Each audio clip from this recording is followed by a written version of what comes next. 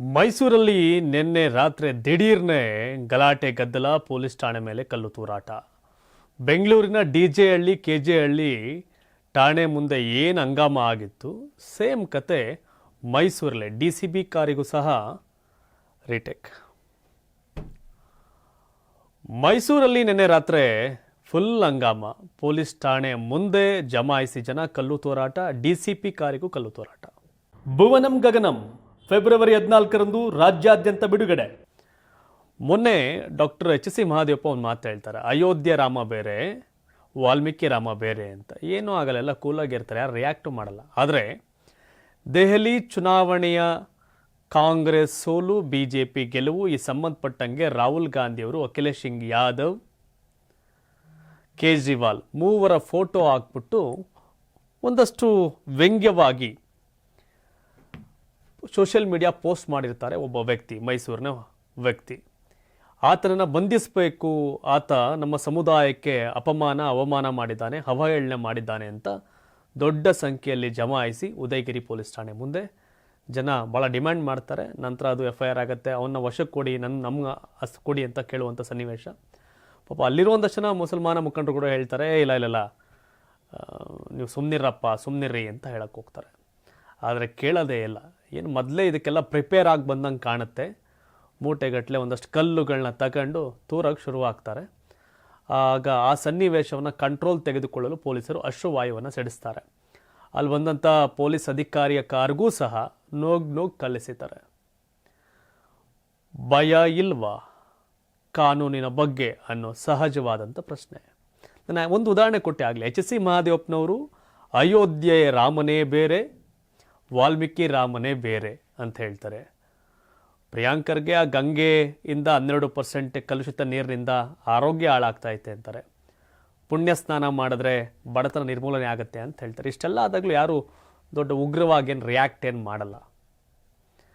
ಇನ್ನು ರಾಮನ ಬಗ್ಗೆ ಉಳಿದು ಒಂದಷ್ಟು ಜನ ಭಗವಾನ್ ಸೇರಿದಂಗೆ ಒಂದಷ್ಟು ಜನ ಬೇರೆ ಬೇರೆ ವ್ಯಾಖ್ಯಾನಗಳನ್ನ ಮಾಡಿದಾಗಲೂ ಕೂಡ ಯಾರು ಏನು ರೋಚ್ ಕೇಳಲ್ಲ, ಕಾಮನ್ ಹೋಗ್ತಿರ್ತಾರೆ.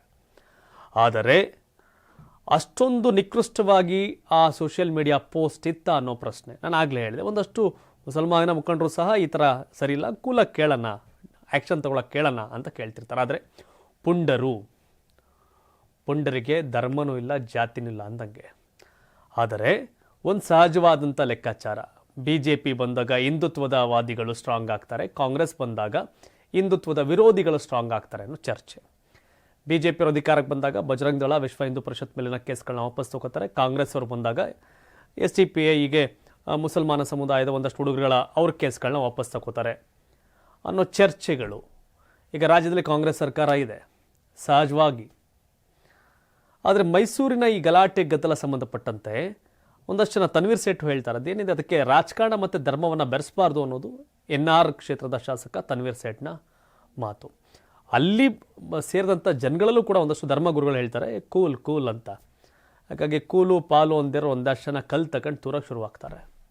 ಸೊ ಮೈಸೂರಲ್ಲಿ ಗಲಾಟೆ. ಸೊ ಈ ಸಂಬಂಧಪಟ್ಟಂಗೆ ಇವತ್ತು ಬೆಳಿಗ್ಗೆ ಪ್ರತಾಪ್ ಸಿಂಹ ಕೂಡ ಲೊಕೇಶನ್ಗೆ ಹೋದಾಗ ಬೇಡ ಅಂತ ಪೊಲೀಸರು ಕಳಿಸ್ತಾರೆ. ಆದರೆ R. ಅಶೋಕ್, ವಿಪಕ್ಷ ನಾಯಕರೆಲ್ಲರೂ ಕೂಡ ಉದಯಗಿರಿ ಠಾಣೆಗೆ ಭೇಟಿ ಕೊಡ್ತಾರೆ, ಅಲ್ಲೆಲ್ಲ ವಿಸಿಟ್ ಮಾಡ್ತಾ ಇದ್ದಾರೆ. ಅದ್ರ ಉದ್ದೇಶ ಏನು? ಕಾನೂನು ಇದೆ, ಒಂದು ದೇಶ ಒಂದು ಕಾನೂನು ಲೆಕ್ಕಾಚಾರ ಥರ ಕೊಟ್ಟವರಪ್ಪ ಸೆಂಟ್ರಲ್ ಗೌರ್ಮೆಂಟವರು. ಹೀಗಿದ್ದಾಗಲೂ ಕೂಡ ಕಾನೂನಿಲ್ಲ, ನಾವೇ ಸ್ಟ್ರಾಂಗು, ನಮ್ಮ ಕೈ ಕೊಟ್ಬಿಡಿ, ನಾವೇನೋ ಮಾಡಿಬಿಡ್ತೀವಿ. ಪೊಲೀಸರು ಕಂಡ್ರೆ ಭಯ ಇಲ್ವಾ, ಅಥವಾ ಪೊಲೀಸರನ್ನ ಮೀರಿದಂಥ ವ್ಯವಸ್ಥೆ ಅಲ್ಲಿದೆಯಾ ಅನ್ನೋ ಪ್ರಶ್ನೆ ಸಹಜವಾಗಿ ಕಾಡುತ್ತೆ. ಯಾಕೆ ಈ ವಿಷಯ ಅಂತಂದರೆ, ಒಂದು ಪೋಸ್ಟ್ ನಿಮ್ಗೆ ಗೊತ್ತಿರಲಿ, ಒಂದು ಯಾವುದೋ ಸೋಷಿಯಲ್ ಮೀಡಿಯಾದಲ್ಲಿ ಅಸಭ್ಯವಾಗಿ ಕಾಮೆಂಟ್ಗಳು ಹಾಕಿದ್ದಕ್ಕೆ, ಮೆಸೇಜ್ ಮಾಡೋದಕ್ಕೆ ದುರ್ಗದೊಂದು ಕೊಲೆ ಆಯಿತು, ರೇಣುಕಾಸ್ವಾಮಿ ಹತ್ಯೆ ಆಯಿತು. ಅಶ್ಲೀಲ ಸಂದೇಶ ಕಳುಹಿಸಿದ ಪರಿಣಾಮ ಮುಂದುವರೆದ ಭಾಗ ಅಲ್ಲಿಗೆ ಬಂದು ನಿಂತ್ಕೋತು.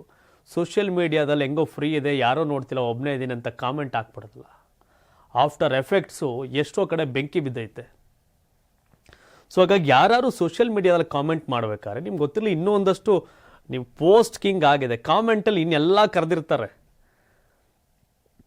ಅವ್ರ ಮನೆ ಹೆಣ್ಮಕ್ಳನ್ನ, ಇವ್ರ ಮನೆ ಹೆಣ್ಮಕ್ಳನ್ನ, ಆ ದೇವ್ರನ್ನ ಈ ದೇವ್ರನ್ನ ಎಲ್ಲರೂ ಕೂಡ ಕಾಮೆಂಟಲ್ಲಿ ಹಾಕಿರ್ತಾರೆ. ಬಟ್ ಈ ಸಂಬಂಧಪಟ್ಟಂಗೆ ಪೊಲೀಸರು ಹಾಕಬೇಕು, ಒಂದು ಅಶ್ಲೀಲ ಕಾಮೆಂಟ್ ಹಾಕಿದ್ರೆ ಈ ಥರ ಕೇಸು ಅಶ್ಲೀಲವಾಗಿ ಸಂದೇಶ ರವಾನೆ ಮಾಡಿದ್ರೆ ಈ ಥರ ಕೇಸು, ಇಷ್ಟು ವರ್ಷ ಜೈಲು ಅನ್ನೋದ್ರ ಬಗ್ಗೆ ಅವೇರ್ನೆಸ್ ಕ್ರಿಯೇಟ್ ಮಾಡಬೇಕು ಅಂತ ಅನ್ಸುತ್ತೆ. ಆ ವ್ಯಕ್ತಿಯ ಒಂದು ವ್ಯಂಗ್ಯವಾಗಿ ಆ ವ್ಯಕ್ತಿ ಸೋಷಿಯಲ್ ಮೀಡಿಯಾ ಪೋಸ್ಟ್ ಹಾಕಿದ ಪರಿಣಾಮ ಮೈಸೂರು ಉದಯಗಿರಿ ಠಾಣೆ ಮುಂದೆ ಹಂಗಾಮ, ಕಲ್ಲು ತೂರಾಟ ಇವೆಲ್ಲವೂ ಆಗೋಯ್ತು. ಓಕೆ, ಅವ್ನು ಪೋಸ್ಟ್ ಹಾಕಿದ್ದಕ್ಕೆ ಇಷ್ಟ ಆಯಿತು, ಕಲ್ಲು ಹೊಡೆದಕ್ಕೆ ಏನು ಆ್ಯಕ್ಷನ್ ತಗೋಬೇಕು? ಲೂಟಿ ಮಾಡಿದ್ರಿಗೆ ಏನು ಆ್ಯಕ್ಷನ್ ತಗೋಬೇಕು? ಬರೋ ಸರ್ಕಾರಗಳು ಅವ್ರು ಬಂದಾಗ ಇವ್ರ ಕೇಸ್ ತೆಗೀರಿ, ಇವ್ರು ಬಂದಾಗ ಅವ್ರ ಕೇಸ್ ತೆಗೀರಿ. ಏನಾಗ್ತಾ ಇದೆ ಅಂತ ನಿಮ್ಗೆ ಗೊತ್ತಿರಲಿ. ಯಾರೋ ಮುಂದೆಗಡೆ ನಿಂತ್ಕೊಂಡು ಊರಲ್ಲಿ ಬೈದಾಡಿದ್ರೆ ಅದಕ್ಕೆ ರೆಕಾರ್ಡ್ಸ್ ಇರಲ್ಲ. ಇವತ್ತು ಸೋಷಿಯಲ್ ಮೀಡಿಯಾದಲ್ಲಿ ಹಾಕುವಂಥ ಪ್ರತಿಯೊಂದು ಪೋಸ್ಟ್ಗೂ ಕೂಡ ದಾಖಲೆಗಳೇ, ಕಾಮೆಂಟ್ ಕೂಡ ದಾಖಲೆಗಳೇ, ಹೇಳಿಕೆಗಳು ಕೂಡ ದಾಖಲೆಗಳಾಗುತ್ತೆ ನಿಮ್ಮ ವಿಡಿಯೋಗಳು. ಹಾಗಾಗಿ ಒಂದು ಸಮುದಾಯವನ್ನು, ಒಂದು ದೇವರನ್ನು, ಒಬ್ಬ ವ್ಯಕ್ತಿಯನ್ನು ನಿಂದಿಸಿ ಮಾತನಾಡುವಾಗ ಎಚ್ಚರಿಕೆಯಿಂದ ಇರಬೇಕಾಗತ್ತೆ. ಅದರ ಅವಶ್ಯಕತೆ ಇದೆಯಾ ಅಂತ ನೋಡಬೇಕಾಗತ್ತೆ. ನಾನು ಅದಕ್ಕೆ ಆಗಲೇ ಹೇಳಿದೆ ನಿಮಗೆ, ಈ ದೇಶದಲ್ಲಿ ರಾಮನನ್ನ, ಶ್ರೀರಾಮನನ್ನ, ಆಂಜನೇಯನ ಹಿಡಿದು ಶಿವನನ್ನ ಎಲ್ಲರನ್ನೂ ನಿಂದಿಸಾದ್ರೂ ಕೂಡ ಅದೇನು ಅಷ್ಟೊಂದೇನು ಜಾಸ್ತಿ ಆಗಲ್ಲ. ಆದರೆ ಪೋಸ್ಟ್ಗಳಿಗೆ ರಿಯಾಕ್ಟ್ಗಳು ಜಾಸ್ತಿ ಆಗಿದೆ. ಬಟ್ ಇದಕ್ಕೆ ಕೆಲವೊಂದು ಟೈಮ್ ರಾಜಕೀಯವಾಗಿ ರಿಯಾಕ್ಷನ್ಸು. BJP-ಯವ್ರು ಹೇಳ್ತಾರೆ, ನಾವಿದ್ದಾಗ ಬಾಲ ಬಿಚ್ಚುತ್ತಿರಲ್ಲಪ್ಪ, ಈಗೆಲ್ಲ ಬಾಲ ಬಿಚ್ಚುತ್ತಾವ್ರೆ ಅಂತ. ಇವರಿದ್ದಾಗಲೂ ಕೂಡ ಹಿಂದುತ್ವವಾದಿಗಳು ಒಂದಷ್ಟು ಗಲಾಟೆ ಗದ್ದಲ ಮಾಡಿದಂಥ ಇತಿಹಾಸ ಕೂಡ ಇದೆ. ಹಾಗಾಗಿ ಯಾರನ್ನೋ ಹರ್ಟ್ ಮಾಡಿ ನಾವು ಗಳಿಸೋದೇನಿಲ್ಲ, ಯಾರನ್ನೋ ನೋಯಿಸಿ ನಾವು ಗಳಿಸೋದೇನೂ ಇಲ್ಲ, ಯಾರನ್ನೋ ನಿಂದಿಸಿ ನಾವು ಗಳಿಸೋದೇನೂ ಇಲ್ಲ. ನನ್ನ ಒಂದು ಪೋಸ್ಟ್, ನನ್ನ ಒಂದು ಕಾಮೆಂಟ್ ಅದೇನಾಗತ್ತೆ ಅನ್ನೋ ಕನಿಷ್ಠ ಪರಿಜ್ಞಾನ ಇರಬೇಕು. ಸರ್ಕಾರ ಈ ದಿಸಲ್ಲಿ ಅವೇರ್ನೆಸ್ ಕ್ರಿಯೇಟ್ ಮಾಡಬೇಕು. ಕೆಲವ್ರಿಗೆ ಅನ್ಸುತ್ತೆ ರಾಮನ್ ಬೈಬೇಕಾದ್ರೆ ಸುಮ್ಮನಿರ್ತಾರೆ, ಆಂಜನೇಯನ್ ಬೈಬೇಕಾದ್ರೆ ಸುಮ್ಮನಿರ್ತಾರೆ, ಶಿವನ್ ಬೈಬೇಕಾದ್ರೆ ಸುಮ್ಮನಿರ್ತಾರೆ, ಹಾಗೆಲ್ಲೋಗಿರ್ತದೆ ಅಂತ ಪ್ರಶ್ನೆಗಳನ್ನು ಕೆಲವರು ಹಾಕ್ತಾರೆ. ಸೊ ಹಾಗಾಗಿ ಪೊಲೀಸ್ನವರು, ಸರ್ಕಾರ ಎಲ್ಲ ಧರ್ಮವನ್ನು ನಿಂದಿಸುವವರ ಮೇಲೆ ಆ್ಯಕ್ಷನ್ ತಗೋಬೇಕು. ಆದ್ರೇನು ಮಾಡೋದು, ಸಮ್ ಟೈಮ್ ಜವಾಬ್ದಾರಿಯುತ ಸ್ಥಾನದಲ್ಲಿರೋ ಮಂತ್ರಿಗಳೇ, ಶಾಸಕರೇ, ನಾಯಕರೇ ನಿಂದಿಸ್ತಾರೆ. ಆಗ ಆ್ಯಕ್ಷನ್ಗಳಾಗಲ್ಲ. ಅದು BJP-ಯವರು ಇರಲಿ, ಕಾಂಗ್ರೆಸ್ ಅವರು ಇರಲಿ, ದಳದವ್ರು ಇರಲಿ, ಇನ್ಯಾರೇ ಇರಲಿ, ಅವರವರ ನಂಬಿಕೆ, ಮತ್ತೊಬ್ಬರ ನಂಬಿಕೆಯನ್ನು ನಾವು ಘಾಸಿಗೊಳಿಸಿ ಕಳಿಸೋದೇನಿದೆ. ಸೊ ಹಾಗಾಗಿ ಮೈಸೂರಿನ ಈ ಘಟನೆ ಒಂದು ಸೋಷಿಯಲ್ ಮೀಡಿಯಾ ಪೋಸ್ಟಿಂದ ಶುರುವಾಗಿದೆ. ಆದರೆ ಆ ಪೋಸ್ಟ್ಗೆ ಈ ಥರ ರಿಯಾಕ್ಟ್ ಮಾಡಬೇಕಾಗಿತ್ತಾ ಅನ್ನೋ ಪ್ರಶ್ನೆ. ನಾನಾಗಲಿದೆ, ರಾಹುಲ್ ಗಾಂಧಿ, ಅರವಿಂದ್ ಕೇಜ್ರಿವಾಲ್, ಅಖಿಲೇಶ್ ಸಿಂಗ್ ಯಾದವ್ ಮೂವರ ಫೋಟೋವನ್ನು ಬಳಸಿ ಅಶ್ಲೀಲವಾಗಿ ನಾವು ಬರೆದಿದ್ರು ಅನ್ನೋದಷ್ಟೇ. ಇನ್ನು ಮುಂದುವರೆದ ಭಾಗ ಯಾರಿಗೂ ನೋವಾಗೋ ರೀತಿ ಕಾಮೆಂಟ್ಗಳಿತ್ತು ಧರ್ಮಕ್ಕೆ ಅನ್ನೋ ಲೆಕ್ಕಾಚಾರಗಳು. ಸೊ ಹಾಗಾಗಿ ಕನಿಷ್ಠ ಸಾರ್ವಜನಿಕರಿಗೆ ಪೊಲೀಸ್ ಇಲಾಖೆ ಅವೇರ್ನೆಸ್ ಕ್ರಿಯೇಟ್ ಮಾಡೋ ಕೆಲಸ ಮಾಡಬೇಕು. ಗೊತ್ತಿಲ್ಲ, ಸುಮ್ಮನೆ ಕೂತ್ಕೊಂಡು ಪುಕ್ಸಟ್ಟೆ ಇಂಟರ್ನೆಟ್ ಕಾಮೆಂಟ್ ಹಾಕ್ಬಿಡ್ತಾರೆ. ಆ ಕಾಮೆಂಟ್ ಹಾಕೋದಕ್ಕೆ ಇಷ್ಟೆಲ್ಲ ಸಮಸ್ಯೆಗಳು. ನಿಜವಾಗಿಯೂ ಬೇಸಿಕ್ಕಾಗಿ ಬೇಕಾಗಿರೋ ಸಮಸ್ಯೆಗಳ ಬಗ್ಗೆ ಯಾರೂ ಗಮನ ಹರಿಸ್ತಾ ಇಲ್ಲ. ಯಾರೊಬ್ಬರು ಗಮನ ಹರಿಸೋಕ್ಕೆ ಸಾಧ್ಯ ಆಗ್ತಿಲ್ಲ. ಬೇಡದಿರೋ ವಿಷಯಗಳೇ ಇವೆಲ್ಲ ಚರ್ಚೆ ಆಗ್ತಿರೋದು. ಬೇಡದಿರೋ ವಿಷಯಕ್ಕೆ ಪ್ರತಿಭಟನೆ, ಬೇಡದಿರೋ ವಿಷಯಕ್ಕೆ ಗಲಾಟೆ. ಭಾಳ ತಿಂಗಳಾಯಿತು ಹಾಲಿನ ಪ್ರೋತ್ಸಾಹಧನ ಕೊಡಲಿಲ್ಲ ಸರ್ಕಾರದಲ್ಲಿ, ಅದನ್ನು ಕೇಳೋಣ ಯಾವನೂ ಗತಿ ಇಲ್ಲ, ಅದಕ್ಕೆ ಯಾವ ಪ್ರತಿಭಟನೆ ಇಲ್ಲ. ಅಂಗನವಾಡಿ ಕಾರ್ಯಕರ್ತರಿಗೆ ನಮಗೆ ಜಾಸ್ತಿ ಪ್ರೋತ್ಸಾಹಧನ ಕೊಡಿ, ನಮಗೇನು ಇನ್ನೂ ರೈಸ್ ಮಾಡಿ ಅಂದಾಗ ಟೆಂಟ್ ಕಿತ್ಕೊಂಡು ಕಳಿಸ್ತಿರ್ತಾರೆ. ಸೊ ಲೈಕಂದರೆ ಆ ಥರದ ಹೋರಾಟಗಳು, ನಿಜವಾದ ಹೋರಾಟಗಳು ಬಿಟ್ಟು ಯಾವುದೋ ಬೇಡದಿರೋ ಹೋರಾಟಗಳು ಶುರುವಾಗವೆ. ಧರ್ಮ, ಜಾತಿ, ಈ ಸಂಘರ್ಷ ಇದೆಯಲ್ಲ, ಇದು ಯಾವುದೂ ಒಳ್ಳೆಯದೇ ಅಲ್ಲ. ಹಾಗಾಗಿ ಬಂದಿಗೆ ಹೇಳ್ತಾರೆ, BJP ಕಾರ್ಯಕರ್ತರಿಂದ ಚೆನ್ನಾಗ್ತಿದ್ರು, ಎಲ್ಲರೂ ಕೂಡ ಹಿಂದೂಗಳನ್ನು, ದೇವರನ್ನ ನಿಂದಿಸುವಾಗ ಸುಮ್ಮನಿರುತ್ತೆ, ಈ ಟೈಮ್ ಆದಾಗ ಹಿಂಗೆ ಆಗ್ಬಿಡುತ್ತೆ. ಕಾಂಗ್ರೆಸ್ ಸರ್ಕಾರ ಬಂದರೆ ಇವ್ರಿಗೆಲ್ಲರಿಗೂ ಶಕ್ತಿ ಬಂದ್ಬಿಡುತ್ತೆ, ಎನರ್ಜಿ ಬಂದ್ಬಿಡುತ್ತೆ, ಕಾಂಗ್ರೆಸ್ ಕುಮ್ಮಕ್ಕಂತ ಒಂದಷ್ಟು ಜನ ಕಾಮೆಂಟ್ ಹಾಕ್ತಾರೆ. ತಮ್ಮ ವ್ಯಾಪ್ತಿಯಲ್ಲಿ ಏನಾರು ಹಾಕ್ಬೋದು, ವ್ಯಾಪ್ತಿ ಮೀರಿ ಬೋಸು ಆ ಈ ಅಂತೆಲ್ಲ ಹಾಕೊಂಡು ಹೋದರೆ ಬೇರೆ ಬೇರೆ ಕಥೆಗಳಾಗುತ್ತೆ. ಇವತ್ತು ಸೋಷಿಯಲ್ ಮೀಡಿಯಾದಲ್ಲಿನ ಪೋಸ್ಟು, ಕಾಮೆಂಟ್ಗಳಿಗೂ ಕೂಡ ಸೀರಿಯಸ್ ಆಗಿ ಕಾನೂನಲ್ಲಿ ಕ್ರಮಗಳಿದೆ. ನಿಮ್ಮ ವ್ಯಾಪ್ತಿ ಮೀರಿ ಯಾರು ಕೂಡ ರಿಯಾಕ್ಟ್ ಮಾಡೋಕ್ಕೆ ಹೋಗಬೇಡಿ. ಅದನ್ನೇ ಕಾಯ್ಕೊಂಡು ಕೂತಿರ್ತಾರೆ. ಇವತ್ತು ಕಾಂಗ್ರೆಸ್ ಸರ್ಕಾರ ಇದ್ದರೆ BJP-ಯವ್ರನ್ನ ಟಾರ್ಗೆಟ್ ಮಾಡ್ತಾರೆ, ನಾಳೆ BJP-ಯವ್ರು ಬಂದಾಗ ಕಾಂಗ್ರೆಸ್ ಅವ್ರನ್ನ ಟಾರ್ಗೆಟ್ ಮಾಡ್ತಾರೆ. ಇಷ್ಟೇ ಮ್ಯಾಟ್ರು, ಇಷ್ಟೇ, ಬೇರೇನು ಆಗ್ತಾ ಇಲ್ಲ ರಾಜಕಾರಣದಲ್ಲಿ. ಸೊ ಹಾಗಾಗಿ ಯಾರೇ ಆಗಲಿ, ಅದವ್ರು ಕಾಂಗ್ರೆಸ್ ಅವರು, BJP-ಯವರು, ದಳದವರು, ಒಂದು ಕಾಮೆಂಟ್ ಹಾಕ್ಬೇಕಾರೆ, ಒಂದು ಸ್ಟೇಟಸ್ ಹಾಕ್ಬೇಕಾರೆ, ಒಂದು ಯಾವುದೋ ಪೋಸ್ಟ್ ಹಾಕ್ಬೇಕಾರೆ ಯಾರಿಗೂ ಹರ್ಟ್ ಆಗದ ರೀತಿ ಹಾಕಿ, ಇಲ್ದಾರ ಕರ್ಕೊಂಡು ರುಬ್ತಾರೆ ಪೊಲೀಸ್ನವರು. ಬಟ್ ಪೊಲೀಸ್ನವ್ರ ಮೇಲೆ ಕಲ್ಲು ತೂರಾಟ ಮಾಡಿದವರು, ಇವೆಲ್ಲ ಹೊಡೆದವ್ರ ಕತೆ ಏನು ಅಂದರೆ, ಈಗ ಅದಕ್ಕೆ BJP ಹೇಳ್ತಾರೆ, DJ ಹಳ್ಳಿ, KG ಹಳ್ಳಿ ಜೀಪ್ ಸುಟ್ಟಾಕ್ತವ್ರಿಗೆ ನೀವು ಕೇಸ್ ವಾಪಸ್ ತಗೋತೀವಿ ಅಂತೀರಿ, ಹುಬ್ಳಿ ಧಾರವಾಡ ಕೇಸ್ ವಾಪಸ್ ತಗೋತೀವಿ ಅಂತೀರಿ. ಅದ್ರ ಪರಿಣಾಮ ಇವೆಲ್ಲ. ಹೆಂಗಿದ್ರು ನಮ್ಮ ಸರ್ಕಾರ ಐತೆ, ನಾವೇನಾರು ಹೊಡಿತೀವಿ, ಏನಾರು ಬಡಿತೀವಿ, ನಾವು ಕೇರ್ ಮಾಡಲ್ಲ ಅಂತ ಅವ್ರು ನಡ್ಕೋತಾರೆ ಅಂತ BJP-ಯವರು ಆರೋಪ ಮಾಡ್ತಾರೆ. ಸೊ ಹಾಗಾಗಿ ಸರ್ಕಾರ ಧರ್ಮಾಧಾರಿತವಾಗಿ ಆ್ಯಕ್ಷನ್ ತಗೊಳ್ಳೋದಕ್ಕಿಂತ ಪುಂಡು ಪೋಖ್ರಿಗಳು, ಗಲಭೆಕೋರರು ಅಂತ ಆ್ಯಕ್ಷನ್ ತಗೊಂಡ್ರೆ ಒಳ್ಳೆಯದು. ಪುಂಡ ಪೋಖ್ರಿಗಳು ಗಲಭೆಕೋರರು ಅಂತ ಆ್ಯಕ್ಷನ್ ತಗೊಂಡ್ರೆ ಒಳ್ಳೆಯದು.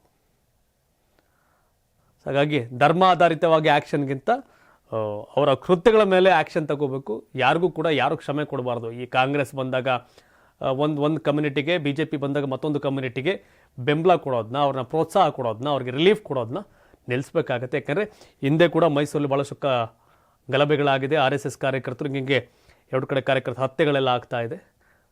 ಸೊ ಈ ಹಿನ್ನೆಲೆಯಲ್ಲಿ ಇದನ್ನು ಸೂಕ್ಷ್ಮವಾಗಿ ಅಬ್ಸರ್ವ್ ಮಾಡಬೇಕು. ಹಾಗಾಗಿ ಒಳ್ಳೆಯವ್ರನ್ನ ಬ್ರದರ್ಸ್ ಅನ್ಕೊಂಡು, ಕೆಟ್ಟವ್ರನ್ನ ದುಶ್ಮನ್ಗಳು ಅನ್ಕೊಂಡು ಆ್ಯಕ್ಷನ್ ತಗೋಬೇಕು ಪೊಲೀಸ್ನವರು ಮತ್ತು ರಾಜಕಾರಣಿಗಳು ಕೂಡ ಅಷ್ಟೇ. ಮೈಸೂರು ಗಲಭೆ ಬಗ್ಗೆ ತಾವೇನು ಹೇಳ್ತೀರಿ? ಸೋಷಿಯಲ್ ಮೀಡಿಯಾದಲ್ಲಿ ಮಿತಿ ಮೀರಿದ ಮತ್ತು ವ್ಯಾಪ್ತಿ ಮೀರಿದ ಕಾಮೆಂಟ್ಗಳಿಗೆ, ಪೋಸ್ಟ್ಗಳ ಬಗ್ಗೆ ತಮ್ಮ ಒಪಿನಿಯನ್ ಏನು? ಕಾಮೆಂಟ್ ಮಾಡಿ ಒಳ್ಳೆ ರೀತಿಯಲ್ಲಿ. ಧನ್ಯವಾದ. ಇದು ಕರ್ನಾಟಕ ಟಿವಿ, ಕನ್ನಡಿಗರ ಧ್ವನಿ. 84ರಿಂದ 50 kg ಬಂದೆ. ಆಮೇಲೂ ಸಣ್ಣಗೆ ಫಿಟ್ ಆಗಿದ್ದೀನಿ. ಅದಕ್ಕೆ ನಾನು ಯೂಸ್ ಮಾಡ್ತಾ ಇರೋದು ಜೀನಿ ಸ್ಲಿಮ್. ಸಣ್ಣ ಆಗೋಕ್ಕೆ ಜೀನಿ ಸ್ಲಿಮ್ ಯೂಸ್ ಮಾಡಿದೆ, ಹೆಲ್ದಿನೂ ಅದೇ. ನೀವು ಸಣ್ಣ ಆಗಬೇಕಾ, ಹೆಲ್ದಿ ಆಗಬೇಕಾ? ಹಾಗಿದ್ರೆ ಜೀನಿ ಸ್ಲಿಮ್ ಯೂಸ್ ಮಾಡಿ. ಸಣ್ಣ ಆಗೋದಕ್ಕೆ ಯಾವುದೋ ಪ್ರಾಡಕ್ಟ್ ಹೇಳ್ತಾ ಇದ್ದಾಳೆ, ಏನಾದರೂ ಸೈಡ್ ಎಫೆಕ್ಟ್ಸ್ ಇದೆ ಅಂತ ಯೋಚನೆ ಮಾಡ್ತಾ ಇದ್ದೀರಾ? ಖಂಡಿತ ಇಲ್ಲ. ಯಾಕಂದರೆ ಇದು ಕೆಮಿಕಲ್ ಫ್ರೀ. ಸಣ್ಣ ಆಗಬೇಕು ಅಂದರೆ ಜೀನಿ ಸ್ಲಿಮ್ ಯೂಸ್ ಮಾಡಿ. ಹೆಚ್ಚಿನ ಮಾಹಿತಿಗೆ ಕೆಳಗೆ ಡಿಸ್ಪ್ಲೇ ಆಗ್ತಿರೋ ನಂಬರ್ಗೆ ಕಾಲ್ ಮಾಡಿ.